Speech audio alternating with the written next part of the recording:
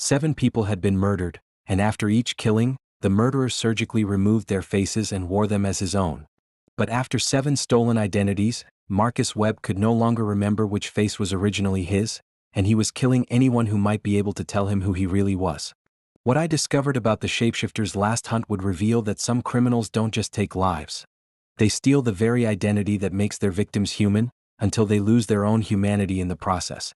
I'm Detective James Carter, and after 13 cases that challenged everything I thought I knew about identity, consciousness, and human nature, I believed I had seen every way that people could lose themselves. But the case of the shapeshifter would show me that some killers become so lost in stolen identities that they forget who they were before they started killing. The call came from Detective Lisa Morgan on a Friday morning in April. She had been tracking a serial killer whose murders followed a pattern unlike anything in criminal history. "Detective Carter," she said when I met her at the crime scene downtown, "I need your expertise with impossible cases. We have a killer who's literally stealing his victims' faces." Detective Morgan was a homicide investigator with 8 years of experience, but the expression on her face suggested she was dealing with something beyond normal criminal behavior. "Detective Morgan, when you say stealing faces, what exactly do you mean?" "The killer surgically removes his victims' faces with precision that suggests advanced medical training. But witnesses say they've seen him wearing the faces of previous victims." She led me into the apartment where the latest victim had been found. Patricia Chin, 34, a marketing executive, had been killed with a single stab wound to the heart. But her face had been completely removed with surgical precision. "Detective Morgan, this is the 7th victim?" "7th that we know of. Each murder follows the same pattern: precise killing, surgical face removal, no other mutilation." "Have you identified the killer?" "That's the problem. Witnesses have reported seeing the same man at various locations, but he appears to have a different face each time. DNA evidence suggests one perpetrator, but visual identification has been impossible." I examined the crime scene carefully. The surgical removal of Patricia's face required advanced medical knowledge and sophisticated equipment. This wasn't random violence, it was calculated harvesting of human identity. "Detective Morgan, what do we know about the previous victims?" "All were professionals in their 30s, living alone with minimal family connections. The killer seems to target people whose disappearance wouldn't be immediately noticed." "Any connection between the victims?" "They all had recent plastic surgery or cosmetic procedures. We think the killer is targeting people whose faces have been surgically altered." "Why would that matter?" "Because faces that have undergone surgery might be easier to surgically transfer and modify." The investigation was suggesting that the killer was not just murdering people, but was using advanced surgical techniques to literally wear their faces as disguises. "Detective Morgan, do you have any suspects?" "We have one person of interest, Marcus Webb, a former plastic surgeon who was stripped of his medical license 3 years ago for conducting unauthorized experimental procedures." "What kind of experimental procedures?" "Facial reconstruction surgery that went far beyond normal cosmetic procedures." Webb was reportedly obsessed with the idea of being able to completely change someone's appearance. "Where is Marcus Webb now?" "That's the problem. Webb disappeared around the time the murders started, and every time we think we've located him, witnesses describe someone with a completely different face." Detective Morgan's information suggested that Marcus Webb was using his surgical skills to murder people and steal their faces as a way to constantly change his appearance and avoid capture. "Detective Morgan, I need to see all the evidence from the previous crime scenes." "Detective Carter, there's something else you should know about this case." "What is it?" "Yesterday we received a call from someone claiming to be Marcus Webb, saying he wanted to turn himself in.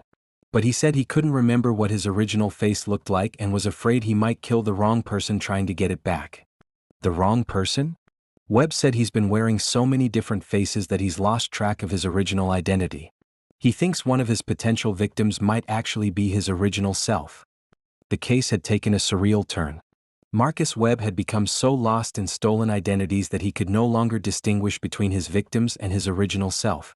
"Detective Morgan, did Webb provide any other information during the call?"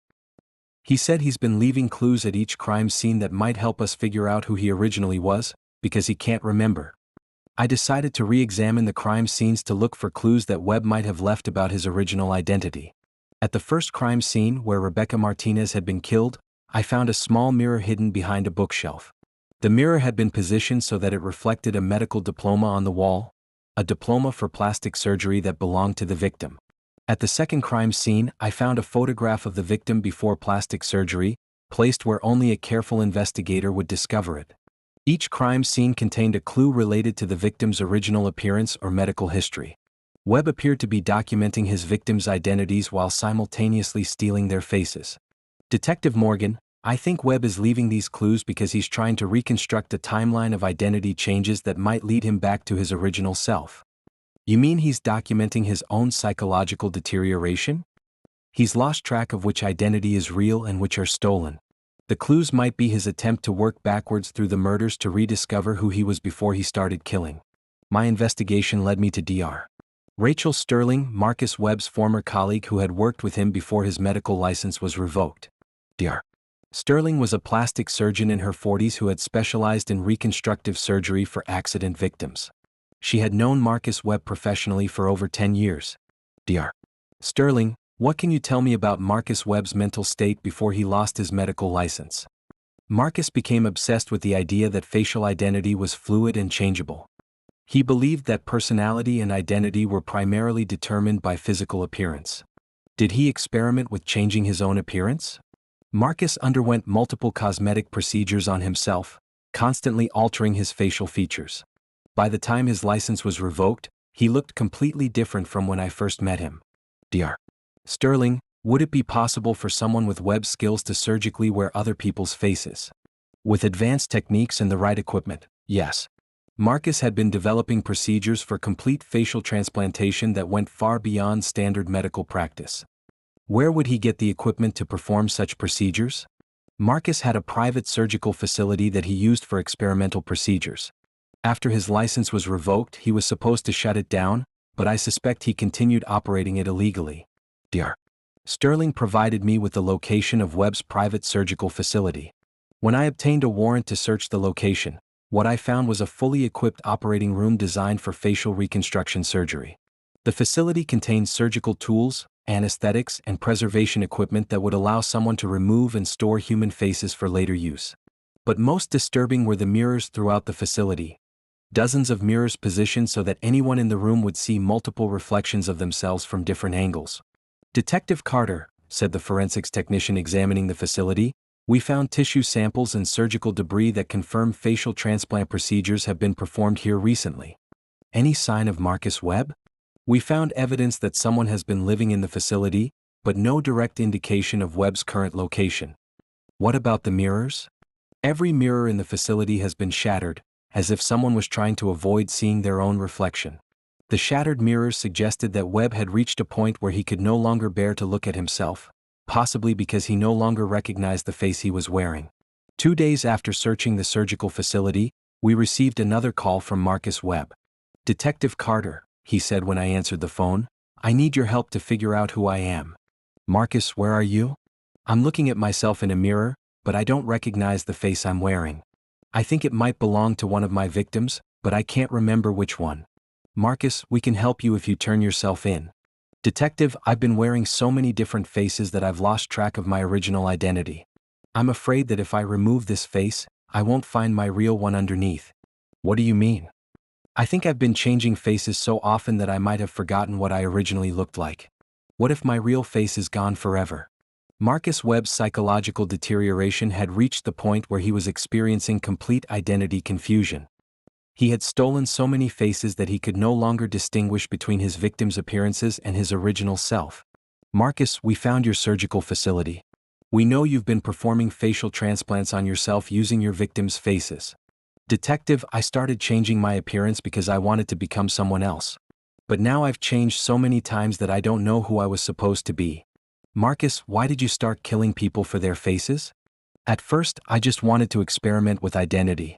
But each time I changed faces, I felt more lost. I kept thinking that if I found the right face, I would remember who I really was. And now I'm afraid that I've killed so many people and stolen so many identities that my original self is lost forever. Marcus Webb had become trapped in a cycle of identity theft that had destroyed not only his victims' lives but his own sense of self. Marcus, if you turn yourself in, we can help you remember your original identity. Detective, what if there's nothing left to remember? What if I've become nothing more than a collection of stolen faces? 3 days later, Marcus Webb's body was found in an abandoned warehouse. He had died from self-inflicted wounds while attempting to surgically remove the face he had been wearing. When forensics examined the scene, they discovered that Webb had been carrying surgical tools and mirrors, apparently trying to remove what he believed was a stolen face to find his original appearance underneath. "Detective Carter," said Dr. Sterling when she examined Webb's body, "Marcus appears to have died trying to surgically remove a face that was actually his own original face." "You mean he didn't recognize his own appearance?" "The face he was trying to remove shows signs of multiple previous surgeries, but the bone structure and underlying features are consistent with Marcus Webb's original medical records." "So he had been wearing his own face?" "It appears that after so many facial transplants and surgical alterations, Marcus had changed his own appearance so dramatically that he no longer recognized himself." The case revealed that Marcus Webb had not only murdered 7 people to steal their faces, but had also performed so many surgical alterations on his own appearance that he had lost the ability to recognize his original identity. "Detective," said the forensic psychiatrist who evaluated the case, "Marcus Webb represents an extreme case of identity dissociation caused by self-inflicted physical alterations." "Was he wearing his victims' faces when we found him?" "Our analysis suggests that Webb had been cycling through different faces, sometimes wearing his victims' faces, sometimes his own surgically altered face. By the end, he couldn't distinguish between any of them. The shapeshifter case taught me that identity is more fragile than we realize." Marcus Webb had become so obsessed with changing his appearance that he had lost track of who he originally was, leading him to murder innocent people in a desperate attempt to reclaim a sense of self that he had destroyed through his own actions. But the case also revealed the psychological danger of becoming disconnected from our original identity. Webb had altered his appearance so many times that he had literally forgotten who he was supposed to be. "Detective Carter," said Detective Morgan when the case was closed, "in all my years investigating murders, I've never seen someone destroy themselves so completely while destroying others. Marcus Webb didn't just kill his victims, he killed his own identity and spent the rest of his life trying to find it again." "And he never found it?" "He found it, but he had changed so much that he didn't recognize it anymore." Every case tells a story, and the story of the shapeshifter was about the fundamental importance of maintaining a connection to our original identity, even as we grow and change throughout our lives. Marcus Webb had wanted to become someone else so badly that he had murdered 7 people and stolen their faces, but in the process he had lost the ability to recognize who he had been before he started killing. The shapeshifter's last hunt had ended with him hunting himself, unable to recognize his own face among all the stolen identities he had accumulated. In trying to become everyone else, he had become no one at all. Case closed. 7 victims who had their faces stolen by a killer who was ultimately searching for his own lost identity. And a reminder that the most dangerous thing we can lose is not our lives, but our sense of who we truly are. The shapeshifter had died looking for himself in a mirror that reflected only the faces of his victims, never realizing that the face he was trying to remove was the one he had been searching for all along.